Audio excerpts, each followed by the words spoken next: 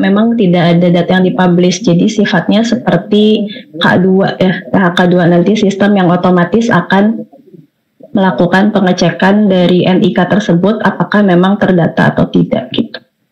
Bismillahirrahmanirrahim. Assalamualaikum warahmatullahi wabarakatuh. Halo rekan-rekan semua, kembali lagi dengan channel Usmanogi. Baik, di kesempatan kali ini kami kembali akan memberikan update terbaru seputar persiapan pendaftaran P3K 2024. Yang mana di video ini khusus kita akan membahas terkait dengan pendataan non-ASN ya teman-teman. Karena sudah kita ketahui bersama bahwasanya untuk di tahun 2024 ini ada 2 gelombang proses seleksinya, yaitu untuk honorer yang masuk database dan yang non-database. Oleh karena itu silakan disimak video sampai selesai untuk mendapatkan penjelasan selengkapnya. Baik, langsung saja teman-teman, terkait dengan pendataan non-ASN 2022 memang sudah lama selesainya teman-teman ya. Sudah sekitar 2 tahun yang lalu, dan hal ini pun hasilnya sudah dilakukan verifikasi validasi oleh BKN.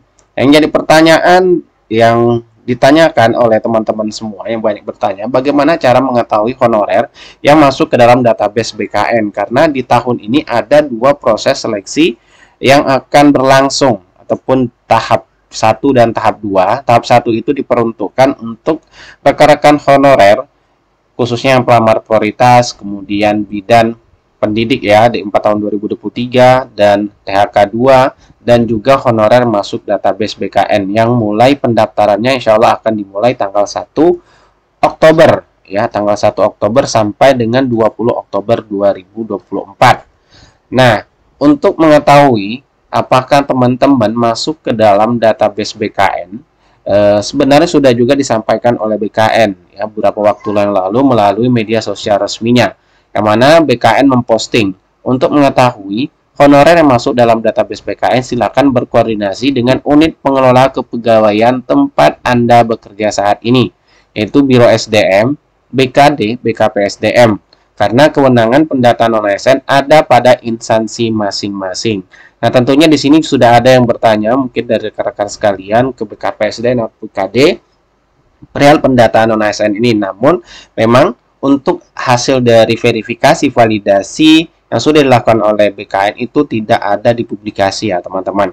Yang perlu juga diketahui untuk hasil pendataan non-ASN ini sudah disampaikan juga oleh BKN beberapa waktu yang lalu, yang mana di sini filenya teman-teman, paparan yang pernah disampaikan oleh BKN, yang mana ada prediksi berdasarkan jabatan tenaga non-ASN itu berkisar sekitar ada 1,7 jutaan yang belum diangkat ya teman-teman. Mulai dari ada administrasi yang jumlahnya bisa teman-teman lihat di sini, kemudian ada teknis, ada pendidik, kemudian ada kesehatan, dan juga ada penyuluh.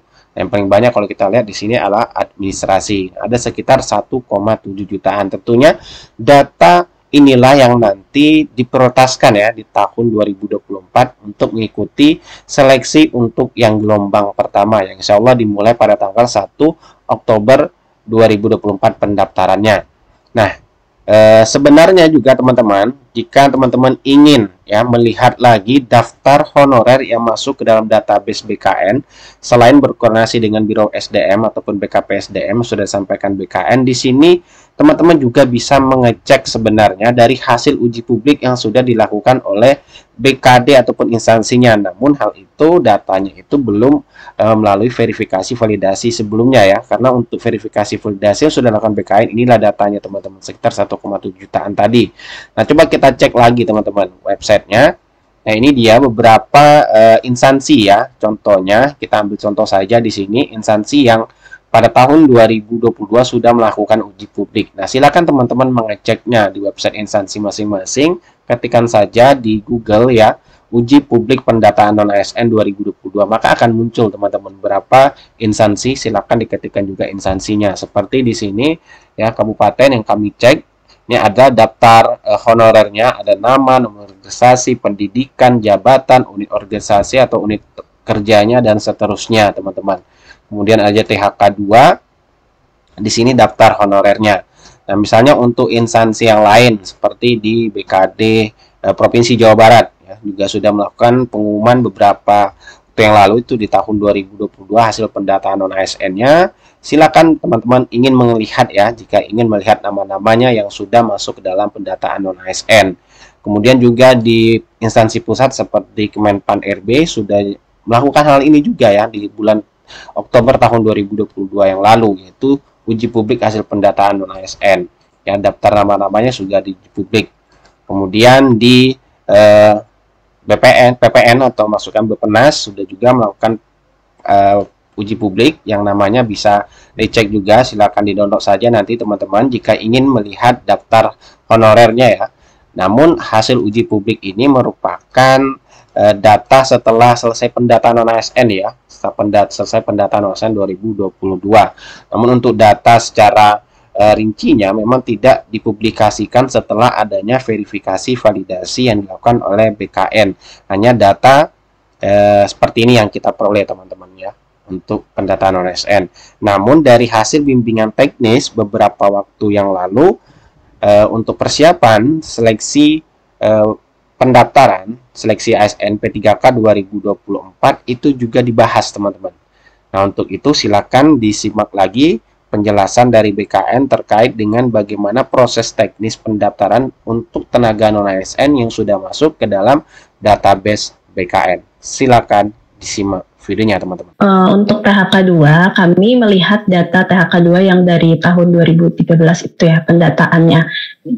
Jadi selama yang bersangkutan belum menjadi ASN, maka berarti harusnya masih ada datanya di kami sebagai THK 2 itu nanti diinputkan aja, dicoba saat mendaftar menginputkan nomor THK 2-nya. Itu sih. Jadi dipisahkan antara yang THK 2 dengan yang pendataan non-ASN. Siap, terima kasih Mbak Indana. Mungkin satu lagi kita coba random untuk pertanyaan paling favorit ya Mbak Indana, yaitu bagaimana cara mengetahui atau memverifikasi peserta yang masuk database BKN? Jika ada peserta yang konfirmasi ke BKPSDM, sedangkan database tidak dipublikasikan oleh BKN. Mungkin bisa izin bantu, Mbak Indana?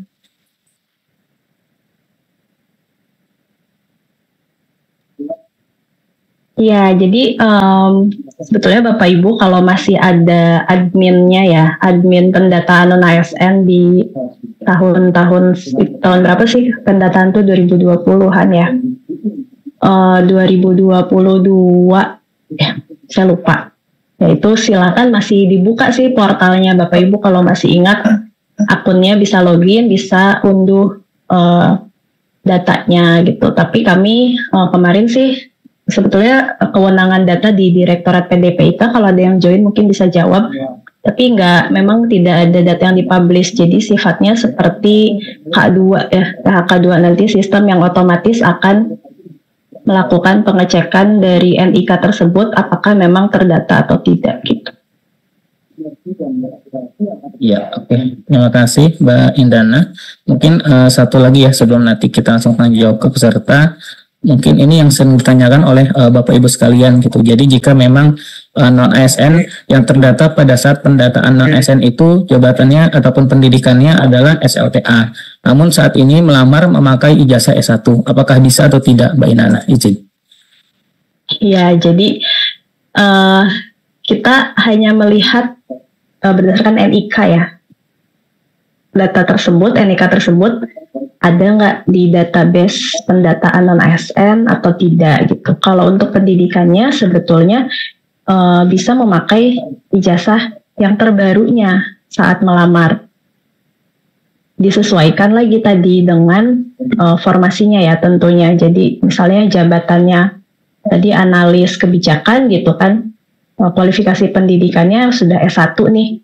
Ya udah lamarlah pakai ijazah S1-nya. Jadi kita nggak cek lagi pendidikan yang bersangkutan saat pendataan itu jenjangnya apa gitu.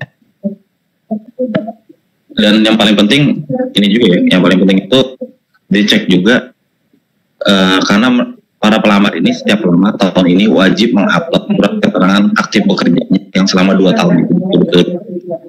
Ya jadi itu yang penting. Jadi kalau misalnya, jadi Bapak Ibu walaupun misalnya itu udah terdata, tapi misalnya ada kejadian orang udah pindah instansi, misalnya sudah pindah ke swasta, apakah bisa melamar? Bisa melamar, tapi nanti Bapak Ibu berdasarkan seleksi dicek keabsahan surat keterangan aktif bekerjanya 2 tahun berturut-turutnya. Itu ya, seperti itu. Jadi seperti kasus tadi yang memang sudah 2 tahun bekerja, terus sudah 2 tahun bekerja, terus bisa lanjut apa enggak? 2 tahun bekerja itu apakah bisa lanjut lagi apa enggak? Itu nanti tergantung dari surat keterangan aktif bekerjanya, Bapak Ibu.